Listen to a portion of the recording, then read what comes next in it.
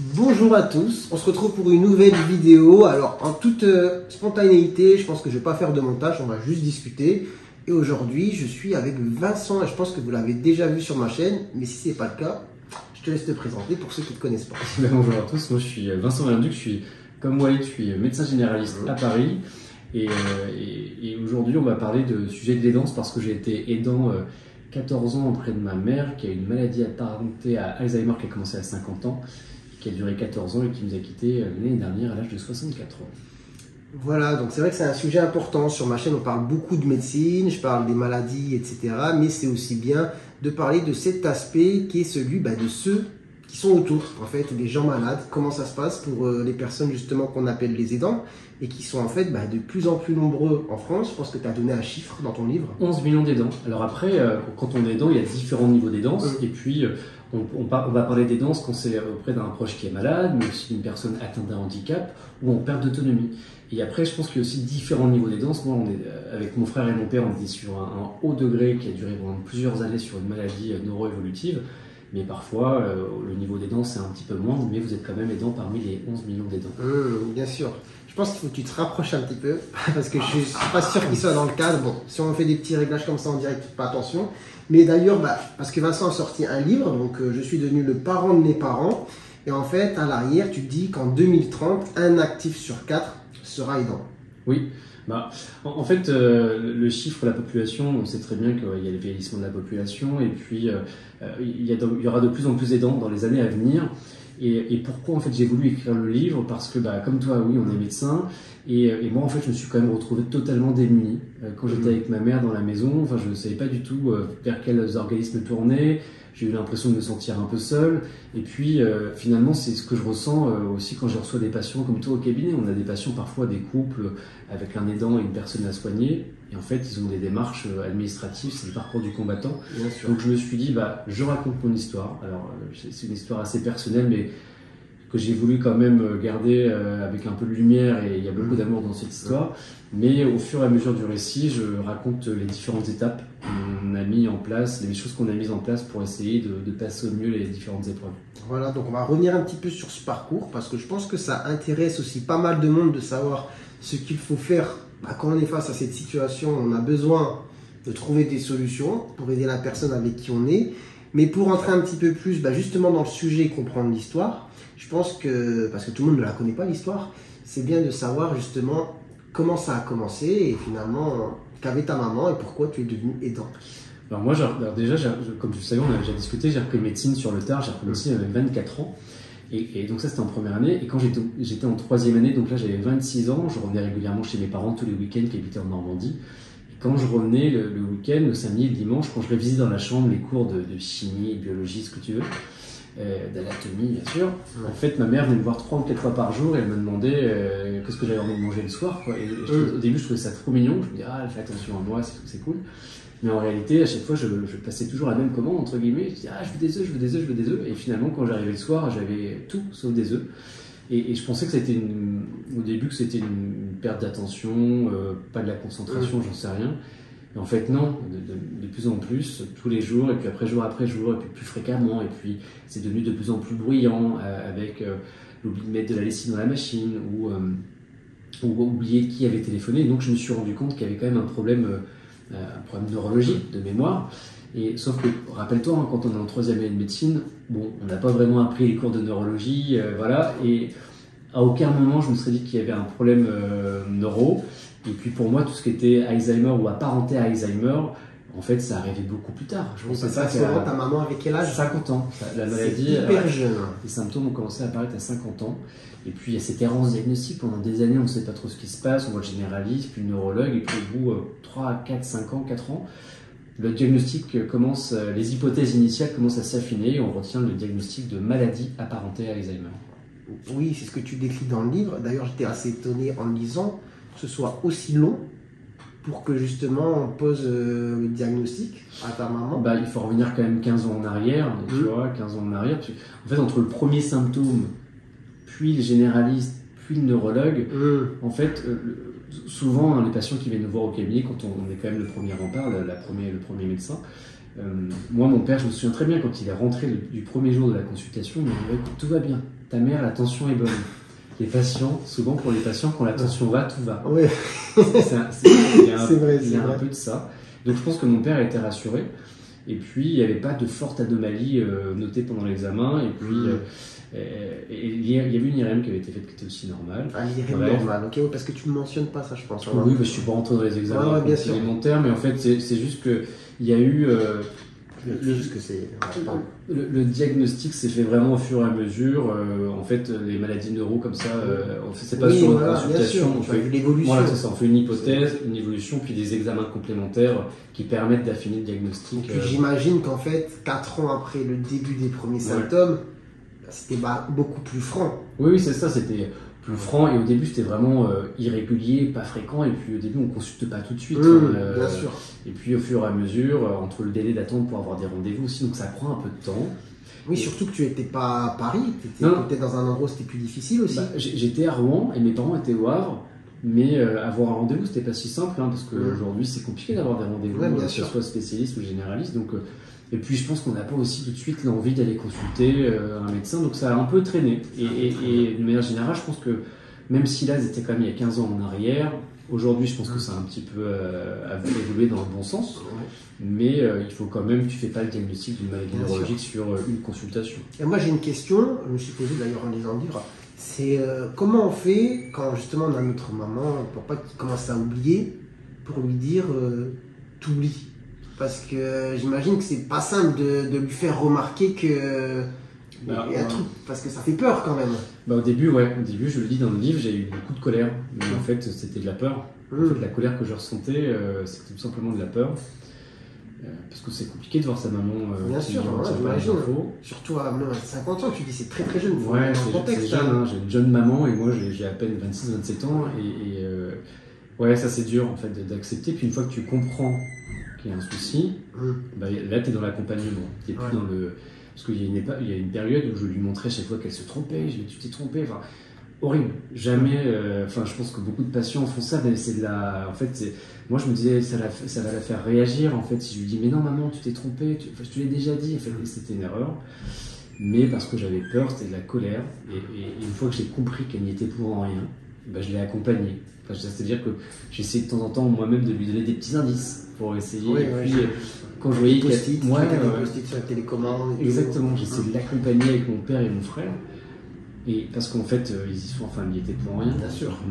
Bien sûr. Du coup, à partir du moment où tu entreprends les démarches, médicales, les rendez-vous, le diagnostic, la situation, forcément, à la maison, ça devient un peu plus compliqué, ça se dégrade. Ça se passe comment quand en fait tu te rends compte que la personne elle a besoin de toi, mais de manière quasiment omniprésente, c'est-à-dire tu as besoin d'être tout le temps là parce que tu ne peux pas la laisser tout seul.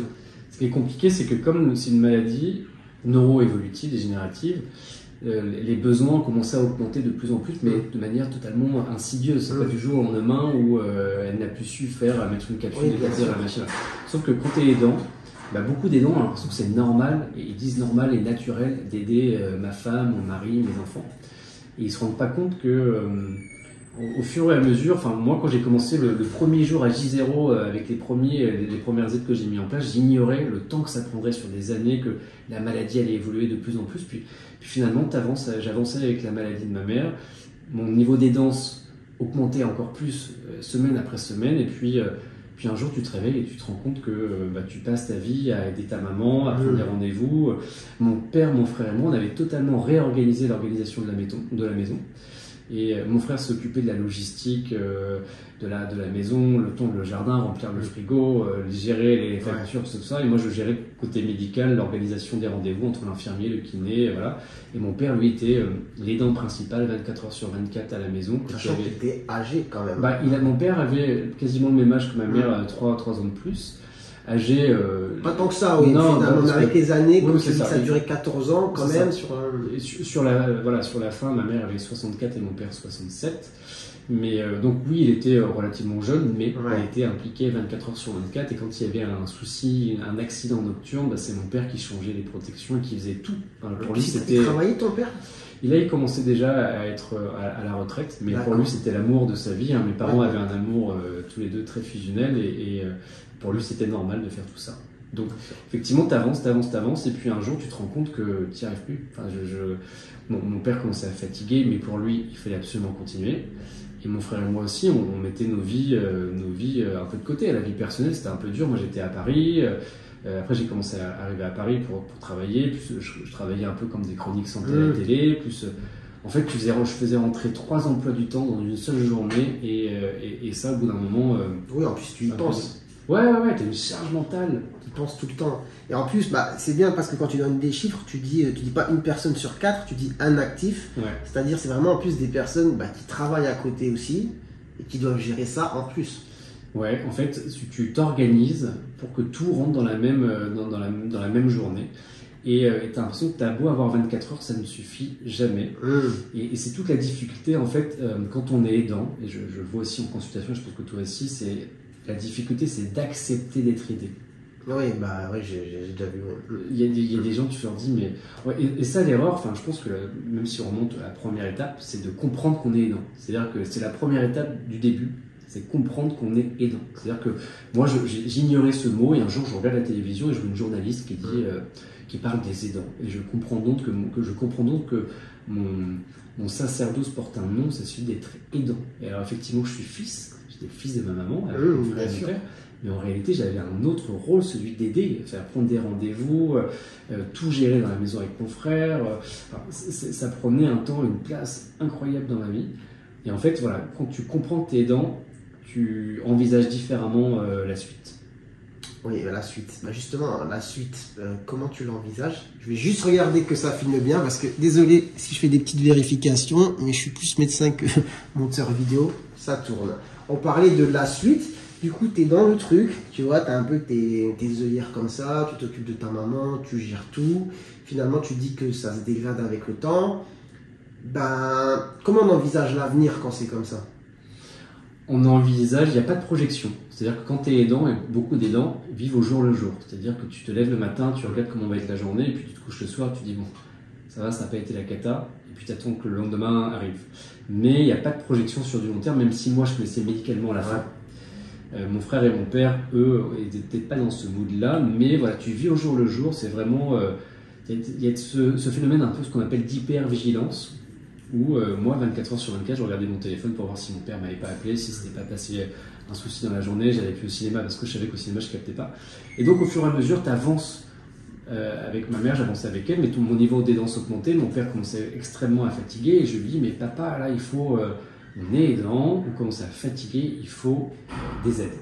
Il faut trouver des solutions pour qu'on soit aidé.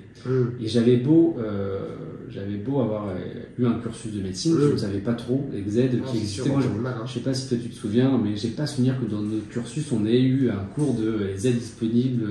Ouais, ça a dû être abordé très brièvement. Ça a dû être abordé. On est tellement focus sur nous, côté pathologies, etc. Tout administratif, on se dit, bon, on verra ça plus tard. Et ça, c'est des choses qu'on découvre plus tard après, quand sur le terrain, effectivement. Et donc là, je me suis dit, qu'est-ce qu'on peut mettre en place? Déjà, il a fallu convaincre mon père de faire rentrer quelqu'un à la maison, parce que pour lui, c'était à lui de faire tout ça. Et je lui ai dit, mais papa, en fait, toi, tu es le mari, bien sûr. Et il y a des gens qui sont des professionnels pour le faire, donc il a fallu convaincre petit à petit pour qu'il accepte de faire rentrer quelqu'un à la maison, une fameuse auxiliaire de vie.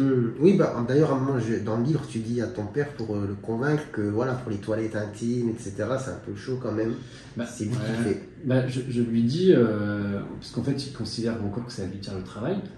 Mais je lui dis, mais papa, si toi demain il t'arrive un truc, est-ce que tu as envie que ce soit moi qui te change et qui t'emmène aux toilettes, ou tu préfères que ce soit quelqu'un de professionnel et tu gardes ta dignité, et puis ce qui ne changera rien à l'amour que j'ai pour toi, il n'y a pas de culpabilité à délester ces tâches à quelqu'un d'autre. Et c'est effectivement en abordant ce levier qu'il a compris qu'effectivement ma mère était sans doute dans la même position, qu'elle préférait être... de tous voler un peu intimité, voilà, elle préférait que ça soit fait par quelqu'un d'autre plutôt que par son mari ou par ses enfants. Et justement, est-ce qu'elle l'exprimait ou elle n'était pas en mesure de le faire? Non, je pense qu'elle avait du mal un petit peu à comprendre ces points-là.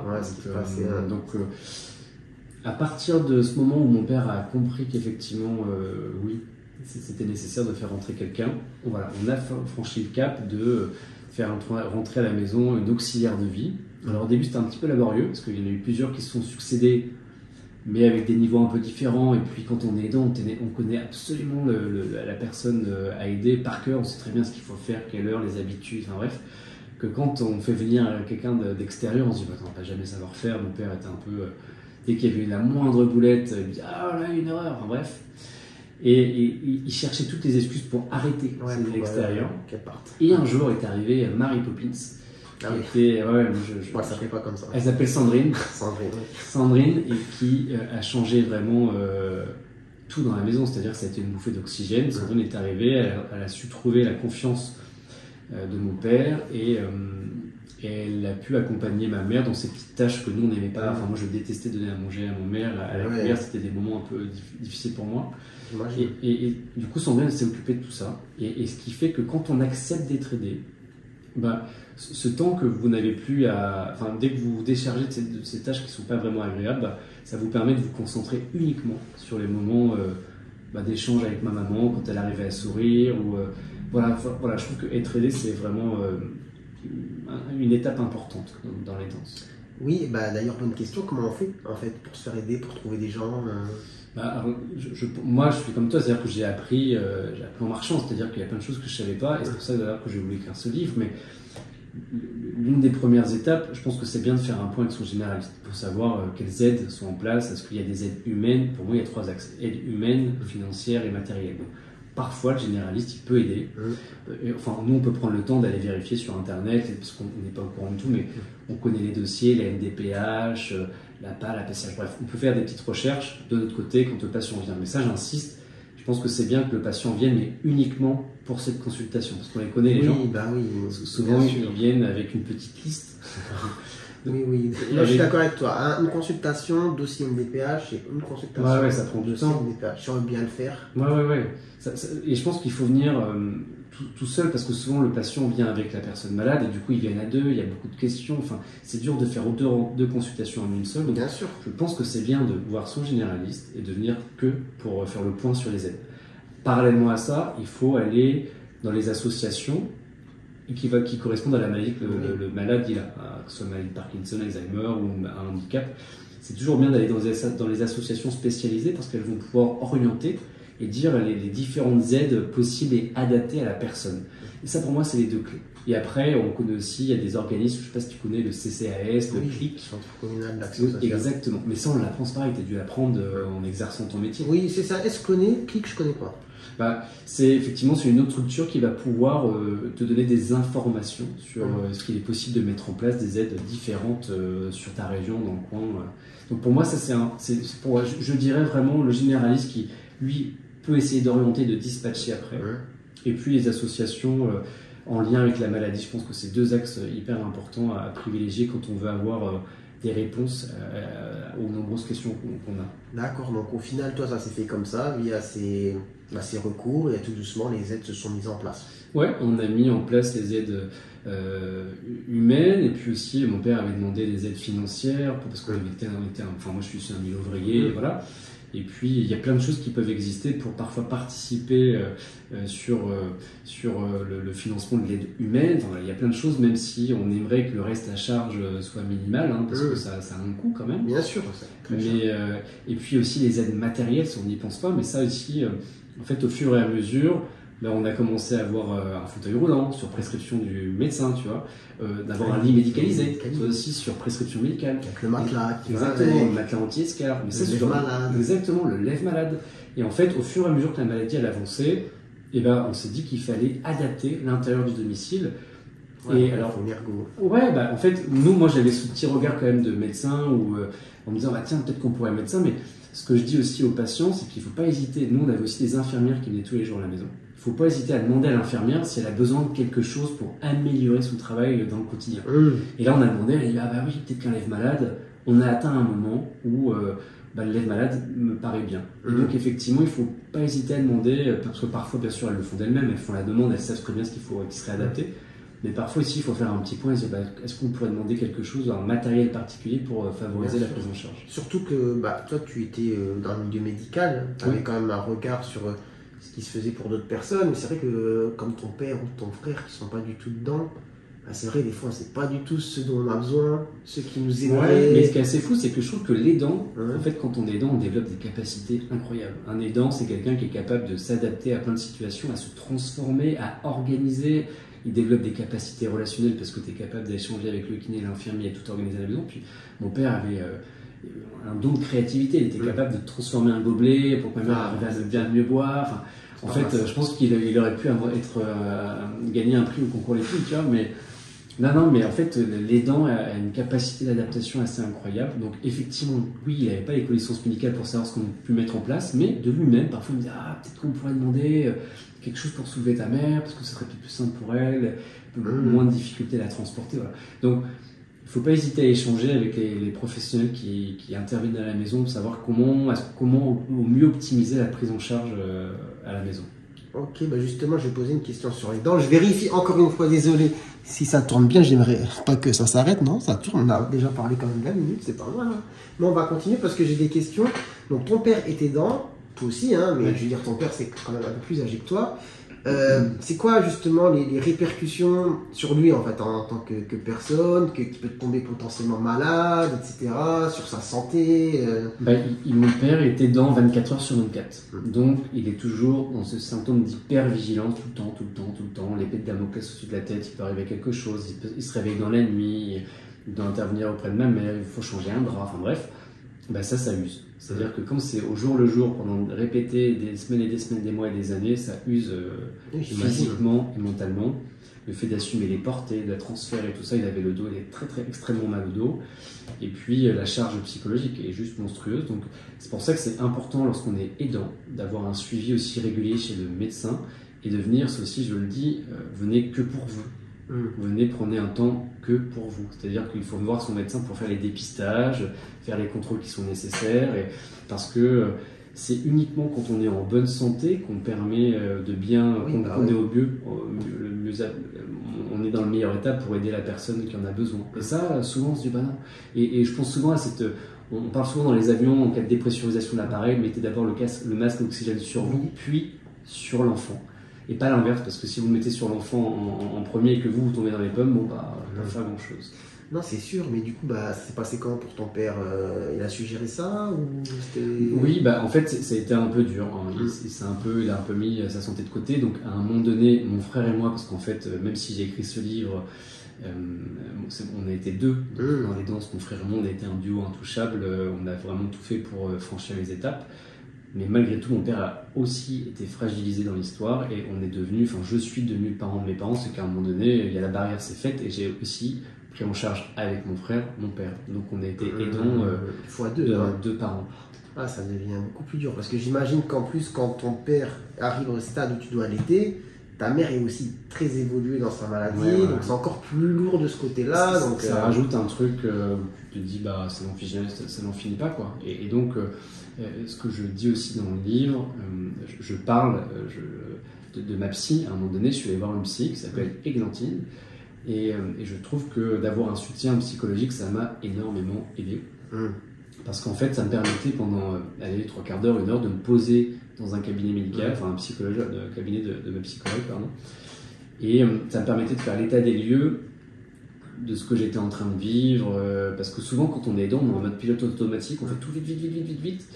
Et là, d'être posé pendant 1 heure, elle me renvoyait aussi ce que je ressentais, parce que souvent, elle me dit alors, qu'est-ce qui s'est passé cette semaine? Et j'expliquais ma mère a fait ça, elle m'a pas reconnu, elle m'a pas répondu. Et je lui balançais toutes les infos de manière très spontanée, sans réaction.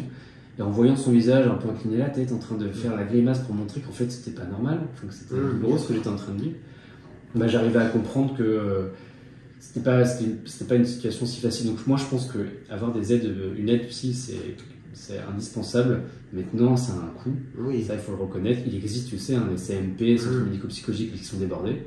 C'est compliqué d'y avoir accès.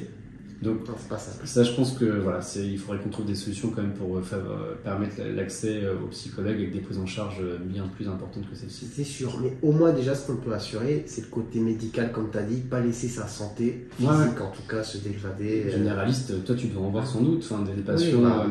C'est sûr que souvent d'ailleurs c'est le profil couple, hein, tu vois, quand il y en a un qui commence à aller mal, l'autre est déjà avancé en âge, parfois avec ses soucis de santé. Ça peut donner des situations compliquées, surtout s'il n'y a pas une grosse famille à côté pour, voilà, pour aider. Hein.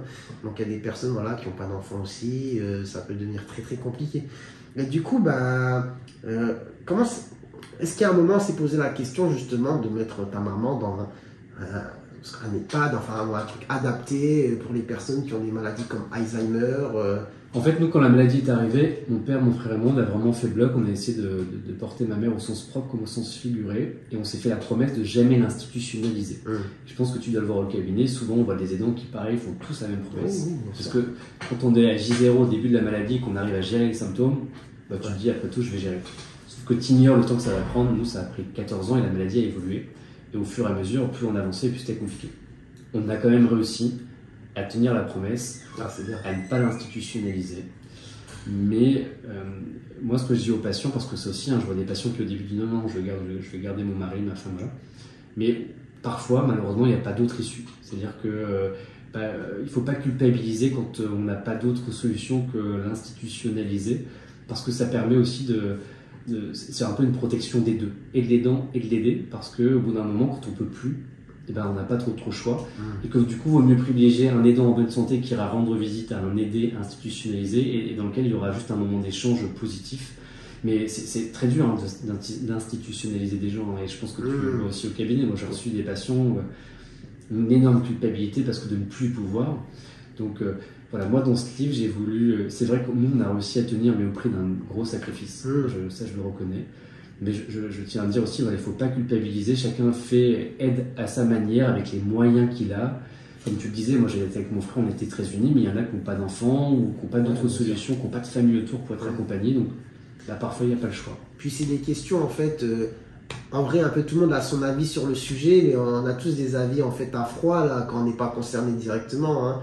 J'imagine que quand on est dedans, on peut être, comme tu dis, sur la promesse de départ et se rendre compte avec le temps qu'en fait, c'est chaud. Hein. Avec le temps, ça peut être vraiment, nous, on était limite. Hein, mon frère, mon père et moi, c'était compliqué. Et puis quand mon père est tombé aussi, on a été aidants de mon père. Donc mon frère et moi, on a vraiment eu du mal. Mais oui, je pense que ce qui est difficile aussi, c'est quand tu es aidant, tu entends tes potes qui te disent « Mais attends, c'est pas à toi de faire ça, prends du temps pour toi, tu peux pas être le médecin de ta famille. » Mais en fait, bien sûr que tu... Enfin, c'était pas mon but, hein, mais heureusement que j'ai été médecin, parce que j'ai quand même pu favoriser et accélérer certaines choses.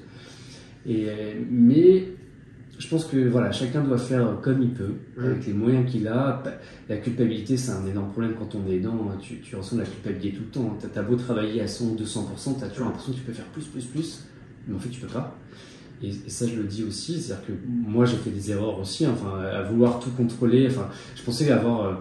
parce qu'à chaque fois, j'en faisais déjà beaucoup, hein, mais j'ai fait des erreurs, il y a des choses que j'ai pas pu anticiper. C'est compliqué d'être aidant, c'est extrêmement compliqué, c'est pour ça que c'est important d'être bien entouré. Et là, on était entouré au maximum, mais quand je dis que j'ai fait des erreurs, par exemple, jamais j'aurais pensé, j'ai oublié qu'il fallait contrôler aussi les dents. À un moment donné, les dents, pardon. Ah oui, les dents, les dents, parce qu'à un moment donné, je vous explique que ma maman, elle exprime des douleurs, mais on n'arrive pas à savoir d'où ça vient. Et puis un jour, on comprend que ça vient d'une dent. Et parce qu'elle n'était plus en mesure de parler, de l'exprimer. Et donc ça, je m'en suis voulu de ne pas avoir anticipé le bilan dentaire. On ne peut pas être sur tous les fronts quand on est aidant, et donc c'est là-dessus que je dis, voilà, la culpabilité est très importante quand on est aidant. Oui, justement, en parlant de culpabilité, enfin de ce que tu ressens en tout cas, toi en termes de ressenti, au bout d'un moment, tu as l'impression, c'est le titre du livre, de devenir le parent de tes parents, quoi. C'est ta maman, mais les rôles s'inversent. Ouais, les rôles s'inversent parce que tu fais attention, moi je faisais attention à elle, et puis je m'occupais des rendez-vous médicaux, je m'assurais que tout ce qui était, ça se passait bien à la maison, et puis mon frère était sur place lui, et puis je m'occupais aussi de mon père, et puis parallèlement à ça, je me disais, mais attends, comment je fais? Est-ce que je quitte Paris? Est-ce que je rentre au Havre? Est-ce que je quitte mon travail? Enfin, moi j'étais prêt à tout plaquer. Hein. Et puis, souvent quand on est aidant, on est un peu isolé. Moi, je trouve qu'au début, j'en parlais pas à mes potes. Hein. Je voulais pas. Je me dis, allez, on a tous nos problèmes. Je vais pas en plus leur ajouter une histoire. Ça aussi, c'est une erreur. Je pense qu'il faut absolument en parler auprès de ses proches. Parce que ce qui est quand même fou, hein, c'est que j'en parlais pas à mes potes, mais en même temps, je leur en voulais de pas m'aider. Ah, de pas t'aider, ok, d'accord. Je me disais, les gars. Et en fait, si vous leur donnez pas le mode d'emploi, en fait, ils peuvent pas vous aider. Et le mode d'emploi, moi, en fait, il n'était pas compliqué. Un mode d'emploi, c'était juste un pote qui m'appelait. Et parfois, on regardait la télé, chacun chez soi, mais je savais qu'il était juste au téléphone, personne ne parlait, ça me faisait du bien. Oui, j'imagine. Voilà, où tu reviens, moi je revenais à Paris, j'avais ma voisine qui avait mis un pot de pesto sur la poignée de la porte d'entrée. Voilà. C'est des petites attentions où tu te dis, bah, en fait, t'es pas seul. Alors oui, ça changera pas l'évolution des choses, mais ça fait du bien, ouais. Ouais, j'imagine. Pour parler, faut vraiment, c'est important de dire ce qu'on ressent et ce qui se passe chez vous. Mais c'est pas facile, parce que là, ce livre, tu l'as écrit maintenant que tout ça est passé, mais en fait, j'imagine qu'à chaud, c'est dur de dire ce que tu dis là, dans le livre. Ouais, bah, en fait, ce livre, moi j'ai eu 14 ans, voilà, j'ai été aidant pendant 14 ans avec mon frère et mon père. Moi, le livre, je l'ai écrit assez rapidement, je l'ai écrit cette année, hein, je l'ai écrit en 5 mois à peu près, mais j'ai eu 14 ans de gestation, là où ça cogitait. Pendant que j'ai été aidant, souvent j'ai eu envie de porter, d'écrire quelque chose, mais en fait je ne l'ai pas fait parce que j'avais pas envie d'écrire déjà la fin de ma maman, enfin ma mère était encore là, et puis voilà, je me suis dit j'attendrai étape par étape.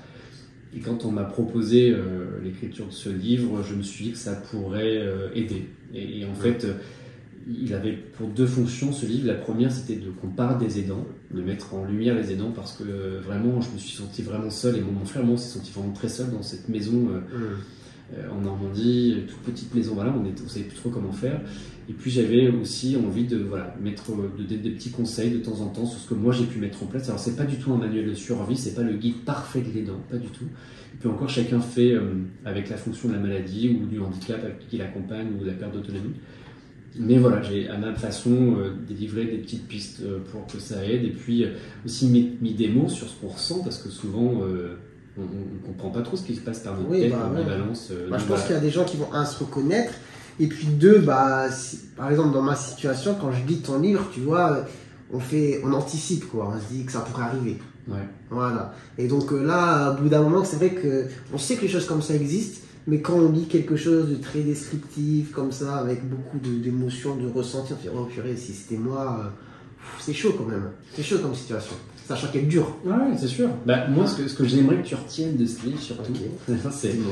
En fait, je trouve que quand on est professionnel de santé, médecin, voilà, on n'est pas toujours sensible aux aidants. Et moi, je ne sais pas, si je n'avais pas été confronté à ça, je ne sais pas si, lorsque je reçois des couples, est-ce que je pense que je l'aurais fait avec le temps.